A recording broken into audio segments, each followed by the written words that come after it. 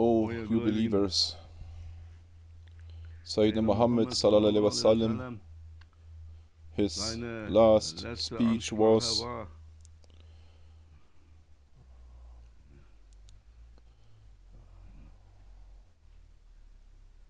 "124,000 Ashabi Kiram, his disciples, followers, addressing the Muslims, and it was not only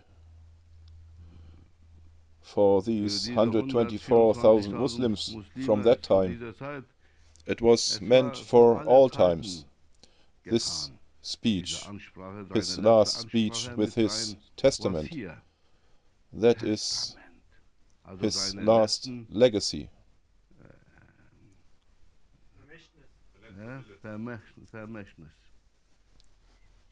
What was that? "I leave you the Quran," he said, "so that you may find the way." What did he say then?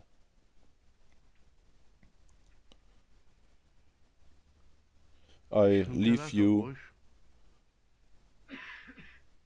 the women." The women is as an entrustment. O believers, treat them well. Treat your women well, he said, because they are weak and they are in need of your care and support. You must treat them well and not be harsh with them. I was in Latin America, and every day I had to listen and to watch how many women were killed, beaten, or had their skin torn off. Every day, even the skin was torn off. Women were found with their skin torn off, beheaded. The men must have enjoyed it. They treated women like dirt, and still do every day. Over 3,000 women are killed and abused in Mexico alone. Look at what Islam says and what the Prophet says. Quran and the women, he says. He mentions the woman in his last words. He says it is an entrustment of God, and you will be punished. And you will be punished if you don't do this. No one will know or see how women will be held accountable on the day of judgment. They will be under the eyes of Allah, alone with God, alone with Allah, and no one will know when they are called to account. They have divine support,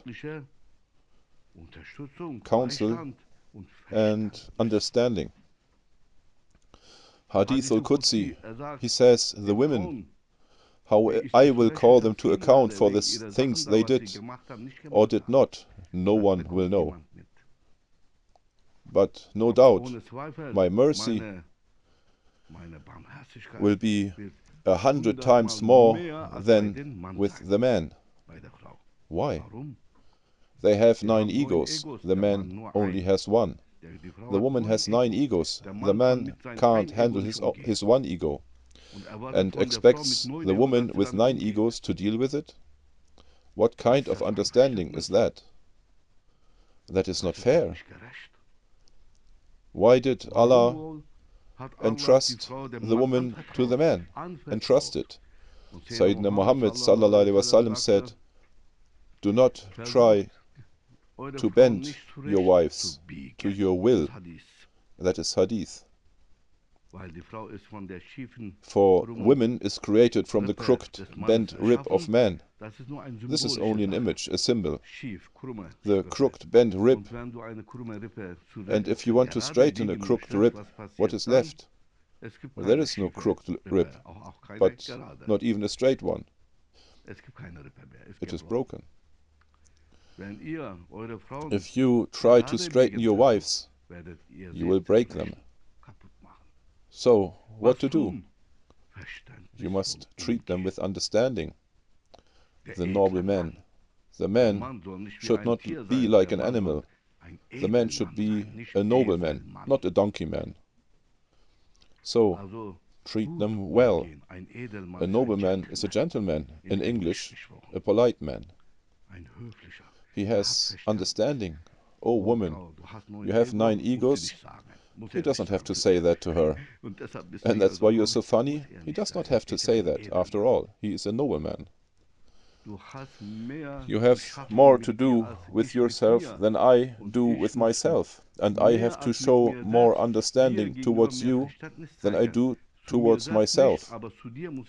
Not to me, but to you, I must show understanding. The man must have said that. That is the man's way with his wife, his way of dealing with her, the right way. And I wanted to give a speech today about something completely different, but they let me tell you this now. I don't know why. Allah knows. But this is not for you only, this is for the whole world. Anyone who listens, even if they happen to have tuned in, might hear what's going on in Latin America. Like animals. They don't even treat animals the way they treat their women. And what does our Prophet, our faith, Islam, say? What a beautiful way for men to deal, especially with their wives. Do not try to punish them for their mistakes. Wrong behavior or wrong thinking, or when they cannot do what you want them to do because of their strong ego. Don't try to bend them into line with force, with pressure, with harshness. You will break them. And you must not do that, says the Prophet sallallahu alaihi wasallam. You must not do that. And it is permissible for a Muslim man to marry a woman who is Christian. It is permissible to marry a woman who is Jewish. So a Muslim man may marry a woman who follows a heavenly faith, because she is already on the right path, because she believes in Jesus, Moses, Abraham, and so on. They are already of heavenly faith. She's already of heavenly faith. A Buddhist or Hindu does not, because they are on the wrong path, also for the sake of the children, so that the culture is not passed on to the children, and the result is a mishmash. But they believe in the one and same God, and also in the prophets. That's okay. What do you think? What do you think if the Muslim man is allowed to marry a Christian woman? What does he have to do with her? You have to dress, change, and then behave like a Muslim woman? No. There is this freedom for women. She can continue to live as a Christian, as she used to. That is an important point. No pressure, no force in religion, says Quran. No compulsion. That will bring hatred, but not love. But love, through understanding, can perhaps put this person on the right path without forcing her. But you have to give time. You have to give time. A Christian woman, if you are married to her, is also allowed to dress the way she wants. And so the man decides, but that's okay as long as she doesn't commit fornication, cheating, for example. She doesn't do forbidden things and wrong behavior and does not violate your honor. Leave her alone. You are allowed to have such a woman as your wife, even a Jewish one, but don't force her to do something that is supposed to make her into a Muslim. And Muslim women today, how do they live? They live like Christians, they live like Jews. They want to live like this because they are civilized or infected by this Western way of life. And it's difficult to get them out of that, to get them out of that way of thinking or that way of upbringing. It takes time. You have to treat them without force and meet them with understanding. That's no reason to send them packing, because if you divorce them, you have handed them over to the devil, and then you are held accountable. You have given her into the hands of the devil, so you have made her worse. And what Allah has entrusted to you, this is how you deal with it, with His entrustment. Look, guys, this is a very intensive explanation from above. This is not a crude, superficial look into the Quran or the Hadith. This is intense. This is an ocean. Do you think the Prophet took the trouble to say, he could have said, I have given the Quran and the way of the Prophet, end of story. But he also said, the woman is your entrustment. You must deal with them with foresight and careful, and not chase them into the hands of the devil. They have 9 egos. They are more quickly caught in the devil's hands because they are an ocean of emotions. They are not stable. They are unstable. I mean, most of them. There are also strong women like Sayyidatuna Aisha, Fatima. That's why they are great women. If a woman makes an effort, she will.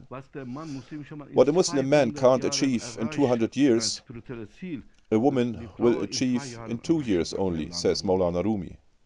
Because they have to fight more than the man, who only has to fight against 1 ego, but they have to fight against 9 egos.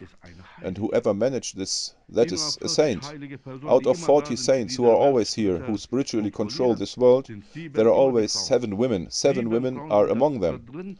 Among these 40, always 7 holy women.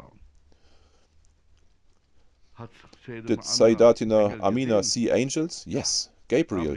Sayyidatina Khadija did see him. They already have, well, high levels that we cannot reach. They have already been able to do that, who could not, what we could not. There are these strong, holy women, but most of them are weak, and we must have sympathy for them. They are entrusted to us, and we must not force them to do anything, as long as they are decent, as long as they are good women to us, as long as they do their job. But regarding religious rituals, prayers, and so on, everyone is free. Allah has made them free, and you want to take them captive? What Allah has given freedom to? Allah recommends. O believers, He says, do not force. In faith, there is no compulsion. It is imposed on you that you pray 5 times a day. But I have given you a free will. Look, you can take it or not take it. Leave it. In the end, we will settle accounts. But that is not between you and your wife.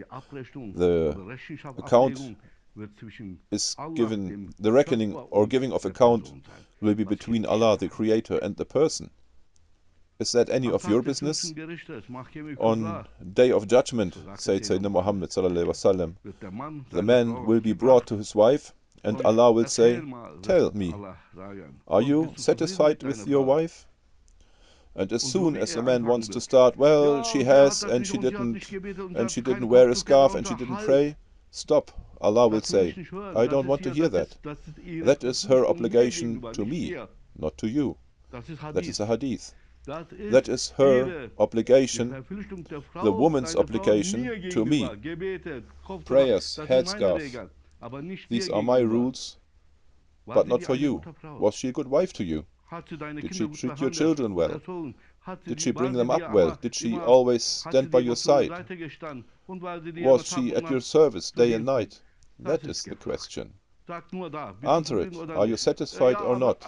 Yes, but. Don't say but. And what about the fact that she didn't pray? That is none of your business. Do you want to see her in hell? What kind of man are you? Are you determined to send your wife to hell? Shut up. Don't tell me. Why are you telling on her? You're telling on your wife. What kind of nobleman are you? This is not the way of a gentleman. The husband should even try to protect his wife from Allah and not talk about her not fasting, not wearing a headscarf, not praying. That is the state of a donkey man, not that of a nobleman.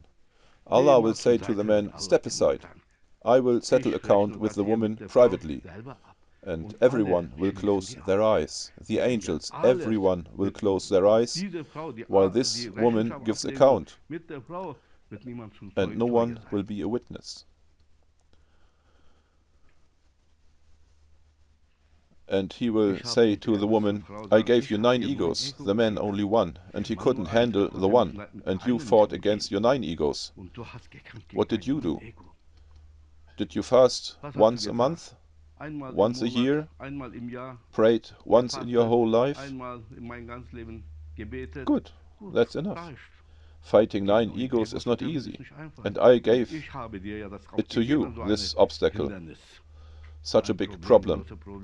I made you an ocean of emotion, always in fluctuating states and whatnot. You are a woman. The main thing is that you kept your honor, have not committed fornication, tried to be a good wife to your husband and a good mother for your children. That's enough. Intercession of the Prophet, Shafa'ah, and mercy of Allah is with the woman, people. O you men, noble men. I guard my tongue from saying donkey man. If they don't understand out there, we must have understood, because we are role models for these donkey men. We are noble men. Of course, if you're on the path of God, you want to walk the same path with your family. But we live in a world of contrasts, and that's what makes it an action movie. Adrenaline. And you have to control it, because otherwise it's becoming monotonous. If everything goes the way you want it to, then it's boring for you. Then you need adventure, my brother. The woman does everything I want. How monotonous, how boring. I want to go on a trip where I'm challenged a bit. That's the man, that's the human nature. I can go in and out of psychology, no problem, but time is short. O believers, said Sayyidina Muhammad sallallahu alaihi wasallam, treat your wives well, so that they do not complain about you. The religious duties are between her and me. The wife's duty to you is that she upholds your honor, that she is a good wife, that she is a decent wife, that she is a good mother, and that's enough. Whether she does her prayers 5 times a day is none of your business. You can recommend. Sayyidina Muhammad said to his daughter, O Fatima, try to be a good, believing lady. Fast, pray, and do whatever the Lord asks, and don't say, my father is a prophet. It won't do you any good that your father is a prophet. You are dependent on yourself. That means you have to give an account of yourself. This is a recommendation. O woman, I'm praying now. You also get up, take abdes, and we pray together. No, I want to finish watching this program. Okay. But you recommend it. That's your duty. Don't force it. It's your duty to recommend it. And then don't be angry, because everyone has their own fate, their own destiny. Everyone has their own individual free will.